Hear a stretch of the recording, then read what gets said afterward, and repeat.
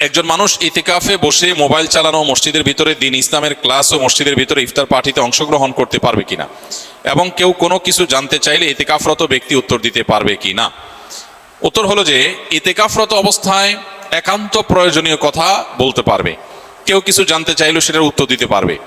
কিন্তু মসজিদের মধ্যে মোবাইল টিপাটিপি, যেটা অহেতুক মোবাইল টিপাটিপি করা, সোশ্যাল মিডিয়া ব্রাউজ করে বেড়ানো, আপনার স্ক্রল করে বেড়ানো, এটা অবশ্যই ইতিকাফের যে উদ্দেশ্য সেটাকে ব্যাহত করে, ইতিকাফের যে প্রাণ সেটাকে নষ্ট করে। সেটা করা যাবে না বা সেটা করা উচিত না।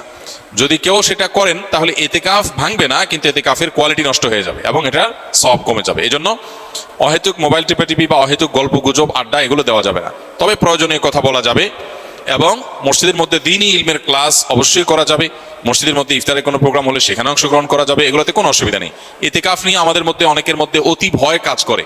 আমরা মনে করি ইতিকাফে বসলে বোবা হয়ে যেতে হয়, কোনো কথা বলা যায় না। এরকম না, সাধারণ স্বাভাবিক জীবনযাপন আমরা করতে পারবো ইনশাআল্লাহ।